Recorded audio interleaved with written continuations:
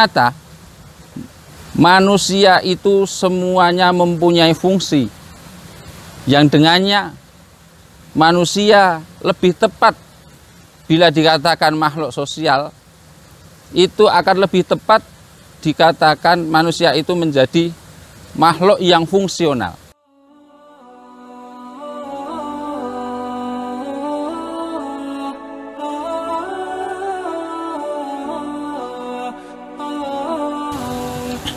Bismillahirrahmanirrahim.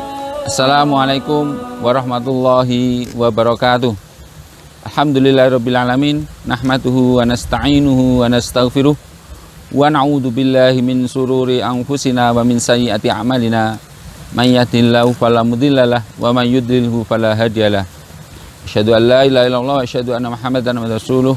Allahumma shalli ala Muhammad wa ala Muhammad, amma ba'd. Para sahabat Alfa Media yang berbahagia, seringkali kita mendengar atau bahkan pernah belajar tentang apa yang namanya ilmu sosial, bahwa di sana dikatakan manusia itu adalah konon adalah termasuk makhluk sosial. Artinya apa? Bahwa di antara individu manusia tidak akan bisa mampu untuk hidup sendiri tanpa ada campur tangan atau peran serta daripada manusia yang lain. Namun hal itu apakah benar kalau kita tinjau daripada ajaran Islam?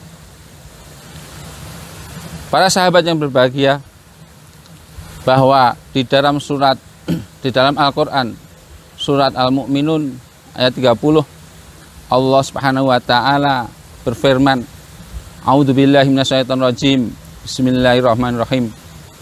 Afa hasibtum annama khalaqnakum abatan wa annakum ilaina la turja'un.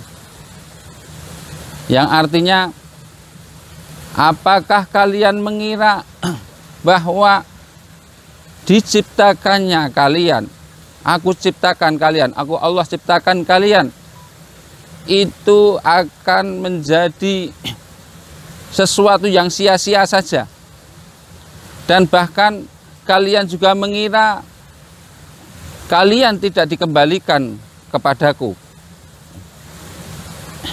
Dari ayat ini kita bisa mengambil pelajaran satu, bahwa diciptakan kita selaku manusia oleh Allah Subhanahu wa taala itu bukan merupakan suatu hal yang sia-sia, yang bermakna kita selaku manusia yang dihidupkan oleh Allah Subhanahu wa taala di dunia ini akan dimintai pertanggungjawabannya di sisi kelak, akan dikembalikan kepadanya, kepada Allah Subhanahu wa taala, dan akan mempertanggungjawabkan atas segala apa yang kita lakukan ketika di dunia.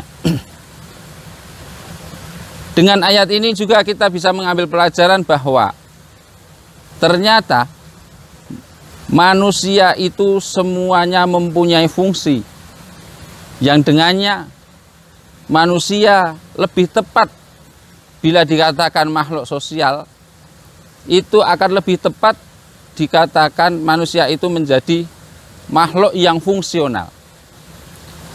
Karena di dalam kehidupan ini manusia mempunyai tugas pokok dan fungsi. Kalau di dunia manajemen dikenal dengan apa yang namanya tupoksi, tugas pokok dan fungsi. Di antara tugas pokok dan fungsi itu bisa kita lihat di dalam ayat yang lain. Allah Subhanahu wa taala berfirman, "Wa ma khalaqtul jinna wal insa illa liya'budun." Surat Az-Zariyat ayat 56. Dan aku tidak menciptakan jin dan manusia melainkan untuk beribadah kepadaku. Fungsi yang pertama, satu-satunya tugas pokok manusia hidup di dunia ini adalah sebagai hamba Allah yang harus beribadah hanya kepadanya. Illa liya'budun, kecuali hanya untuk beribadah kepadaku. Dalam konteks ibadah semua aktivitas yang kita lakukan, aktivitas apapun yang mana Allah Subhanahu wa Ta'ala ridho karenanya dan menyukainya, itulah yang namanya konteks ibadah. Berarti dengan demikian, dalam makna ibadah itu Allah Subhanahu wa Ta'ala sudah membuat panduan-panduan di dalam praktek beribadah, sehingga kita akan tahu mana-mana yang aktivitas yang tidak disukai atau dimurkai oleh Allah Subhanahu wa Ta'ala, mana-mana yang Allah Subhanahu wa Ta'ala tidak merindoi kita ketika kita melakukan berbagai aktivitas. Itu berarti kita sudah keluar dari yang namanya konteks ibadah. Kalau kita sudah keluar daripada konteks ibadah, berarti kita sudah juga waktu itu kita keluar daripada fungsi manusia, antara lain untuk beribadah pada Allah Subhanahu wa Ta'ala. Kemudian fungsi yang lain, Allah Subhanahu wa Ta'ala berfirman dalam surat Al-Baqarah ayat 30 yang kita kenal semuanya, inni ja'ilun fil ardi khalifah, sesungguhnya aku hendak menciptakan seorang khalifah di bumi. Siapa yang dimaksud khalifah? Tidak lain, tidak bukan, adalah manusia, bukan malaikat, bukan makhluk yang lain, apalagi syaitan. Sahabat yang berbahagia, adapun dalam tataran konteks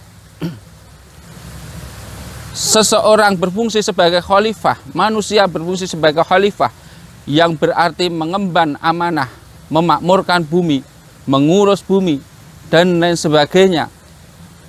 Itu Allah Subhanahu wa Ta'ala sebagai sang khaliq yang menciptakan semuanya, yang mengetahui kehendak daripada manusia diciptakan sebagai khalifah.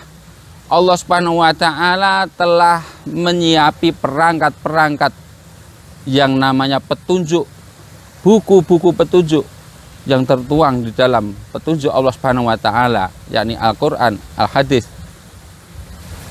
Dalam surat Al-Baqarah ayat ini, ayat yang lain, yakni surat Al-Baqarah ayat 38, Allah Subhanahu wa Ta'ala berfirman, fa imma ya'tiyannakum minni hudan faman tabi'a hudaya fala khaufun 'alaihim wala hum yahzanun.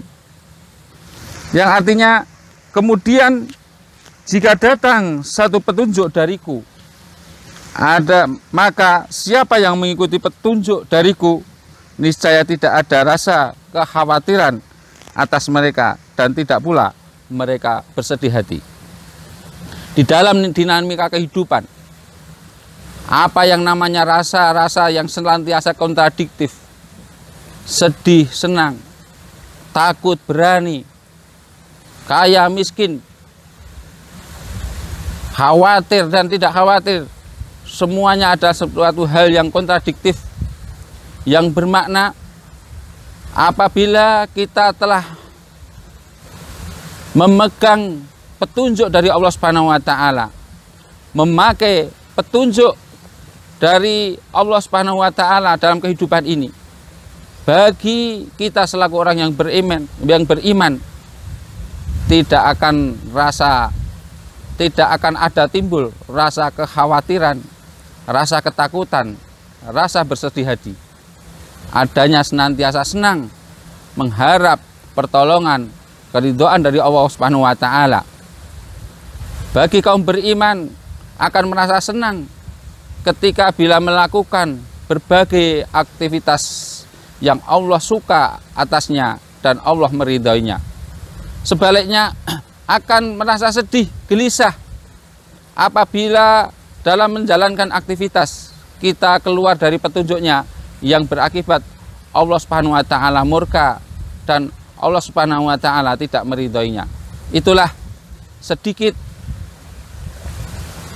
apa yang kami sampaikan, semoga bisa menjadikan penyadaran kita semuanya bahwa sejatinya manusia tetap mengakui apa fungsi daripada manusia ini, namun dikarenakan petunjuk tidak ada pada diri mereka, sehingga mereka membuat berbagai macam teori-teori yang menyimpang, yang tidak sesuai dengan teori-teori atau petunjuk-petunjuk dari Al-Quran.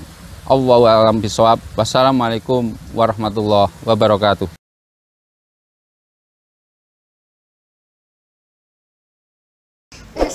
Ya teman-teman.